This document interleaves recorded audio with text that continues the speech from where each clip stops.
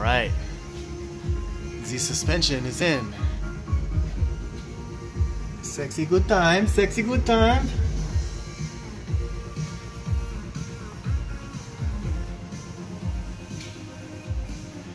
And it'll only look like this once, so let's have a look.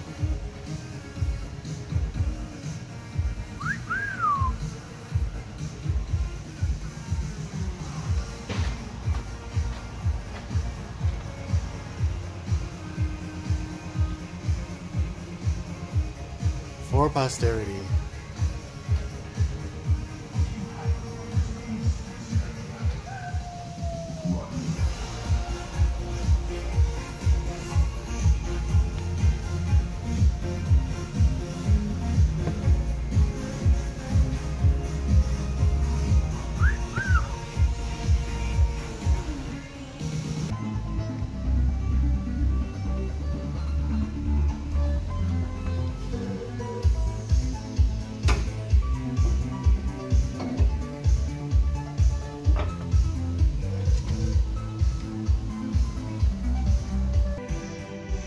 Yeah, so far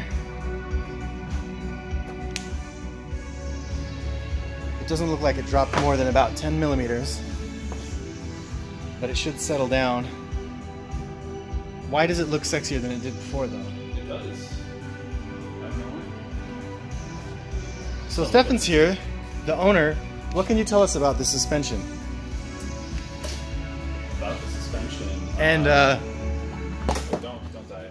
I'm trying not to. Nismo, because Nismo's awesome. Yeah. I thought that the kit was actually discontinued. I had heard that it was discontinued on the interwebs. Of course. Found it on Right Hand Drive Japan, along with some other parts.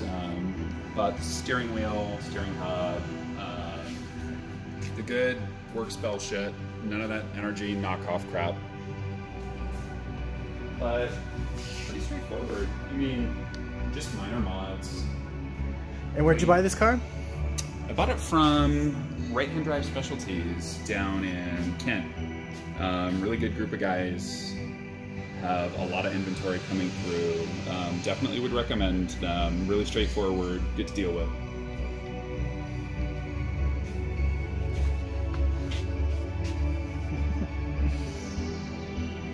It's just a GTST, nothing too special, but it's a lot of fun. I love the fact that it's a 2-liter.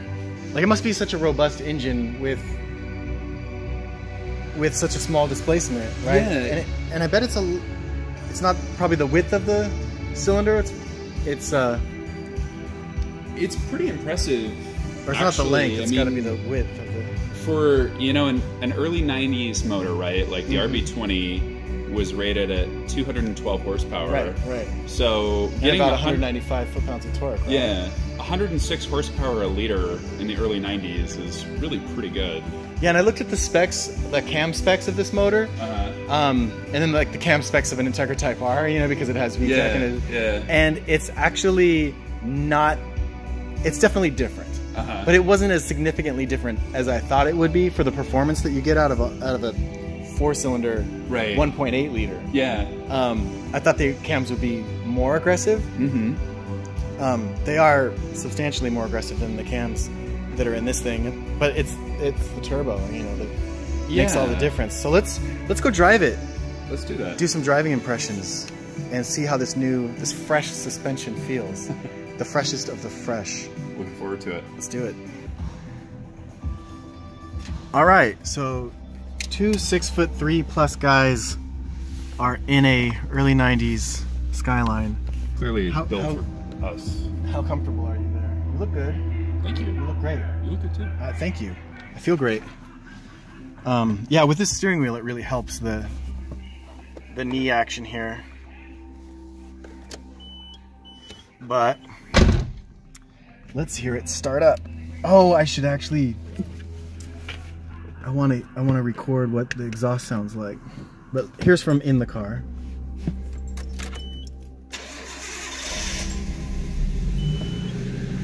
Oh yeah. Seatbelt has a BMW style helper to get the belt on. And man, this door panel is right in the way. Hey guys.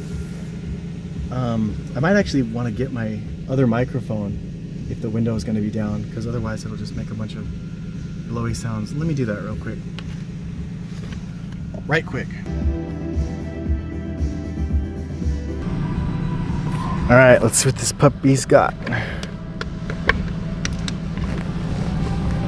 External microphone engaged. Reverse, same place it always is. Headlights. I love how the turn signals are on the right side of this car where you expect them. Isn't that where you expect them? No, it's but opposite. I think it's because there's nothing on the left that makes it so much better than all the other right-hand drive cars that I've ever driven, because I'm always turning on my wiper blades, it seems like. I would always do the same thing. But since this has a totally separate switch for that right here, yeah, let's look at this dash for a little while. In case you were wondering where the gears are, it's right there. And it's the same as it always is. It's first, second, third, fourth, fifth. If you were sitting there, it's exactly how it would be in a left-hand drive car. Is this automatic climate control? Looks like it is. It is, actually. Ooh, the AC sounds like it clicked on hard when it's already freezing my balls off. Emergency lights, defroster, fog lights that are actually really bright. I like that. Okay, well, let's go. Actually, these vents on the side, this one vent actually, do you have a small vent? No, I think there's only one round vent. That reminds me of Miatas. We've got a coin tray, aka smoking, and then here there's just standard stuff and then a small back seat. Okay, let's get out of here.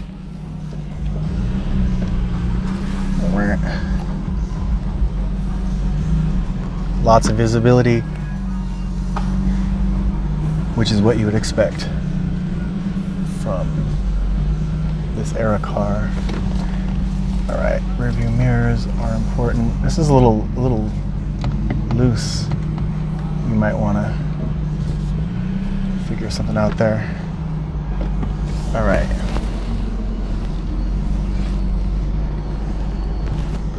I have to remember to stay in the right side of the lane. I'm always in the middle of the lane or too far to the left. Takes some getting used to. What is this center line? Is this like an antenna? I think so. This little... Yeah. Oh, it's on that side too. All the way around. Oh, and it's not over here. All right, so double check I'm in first. Let me slouch.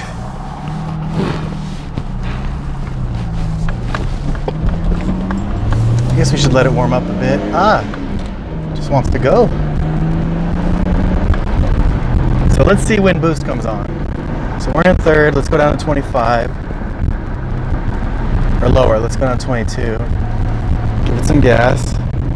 And you feel it surge around 28. Oh, 32 more likely on that one. Only because it's cold. The oil hasn't warmed up yet.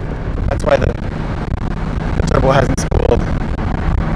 Well, let's warm it up a little bit more. But it already has that 6-cylinder rumble that is that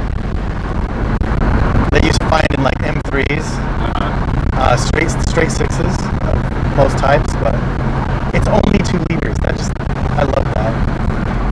I can already feel the throttle response is really amazing in this car too. Ceramic turbos. All right, let's do. What should we do? Let's do second gear. Around 4,000. Uh oh, somebody's coming up on me. Let's race him.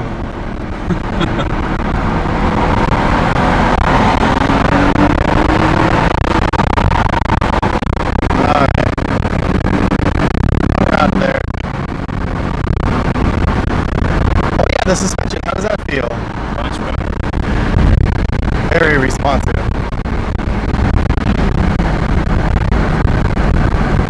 It just revs so much. Yeah.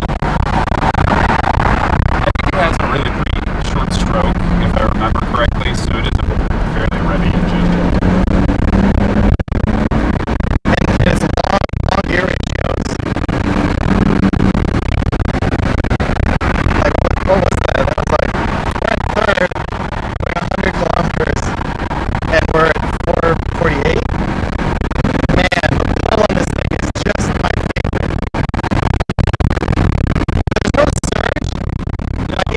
have WRXs and stuff like that, like when I slam the gas down, it kind of surges and it just feels kind of crappy. Yeah. And I'm always like, what's even happening? So I always have to be really careful with the throttle. But this car has absolutely none of that. I'm pretty impressed with the power delivery. It feels really pretty linear. Yeah, very, very linear. You can tell the turbo kicks in. Very smooth. It's like, I really love the SR motors, but they definitely do seem peaky. Yeah, this thing just has power everywhere. And it's just such a drivable car, like it's comfortable. Ow. All clear? All clear. Let's do a first gear.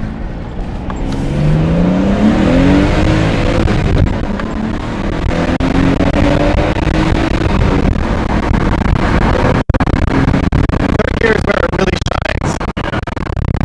Like on the freeway, this is probably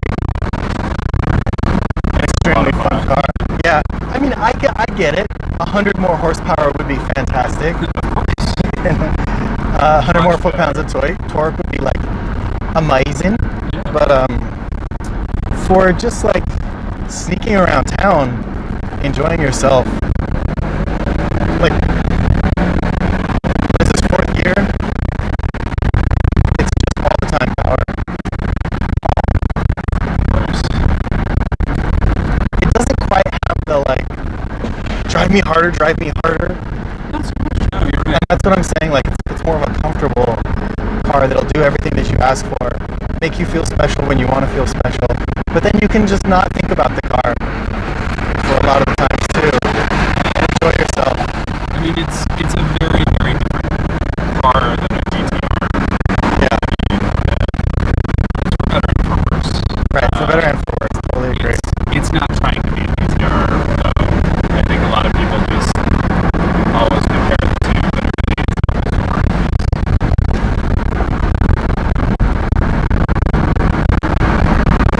I love the way it rolls on the power. Like it has so much response when I play the gas pedal. It feels NA to a certain extent, but then the turbo gives you more and more power as time goes on. You know, like you don't have enough power, just wait a little bit. It's like, ooh. But you still have that chassis control with when you move your foot, which is so rewarding and exciting. Let's get back to the shop and then listen to the boost. It's just perfect. Listen to this exhaust. Hopefully the exhaust sound kind of comes through. What exhaust would you think you might be looking at if you were to step it up on this thing? I was really considering getting the, what is it? I think it's the Tomei Tai Extreme, which is a full titanium exhaust. Really nice note, not too loud.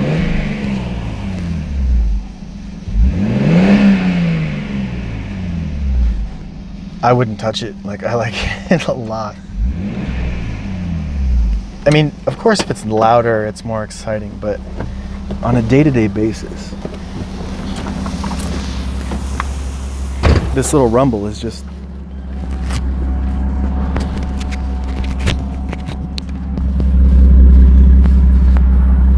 Go ahead and give it some gas attacks.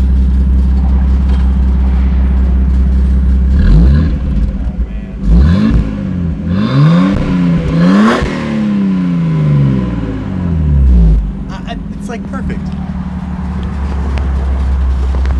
I love it so much.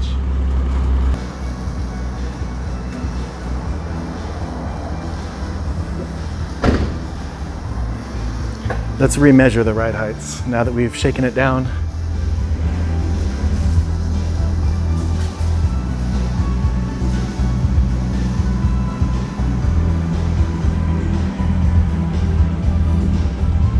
Perfect. So a very minimal drop. You know that every single comment on the video is going to be, it needs to be lower, right? Well, you're gonna get the side skirts, right? I am, yeah. All right, well, let's cut the springs. All right, and I'm curious what the audience thinks of this car. What are your guys' impressions? And how much about are these cars generally? The R32s getting imported? What are they around? You're looking, depending upon the quality, and the quality, that's the thing, the quality varies pretty wildly. You'll get a lot of really hacked up cars, you'll get cars with a lot of mods.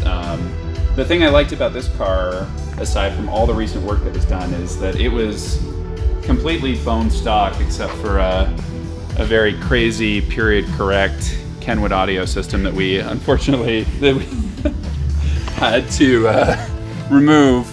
This lit up at night. It was pretty great, but unfortunately all the speakers were toast. Like extremely toast. So I mean, you're looking probably anywhere between 10 to 15,000 for a nice example. And where did they sell Skylines in the world? Europe, Japan? Japan got most of them. A lot of them went to Australia. I don't know off the top of my head about European distribution, but a lot of Skylines. Nothing in Canada? No. Wow. No, nothing in Canada. Extremely exclusive club that you're in here. Although Canada, with its more relaxed laws on importing, they already have R34s there, which would be nice.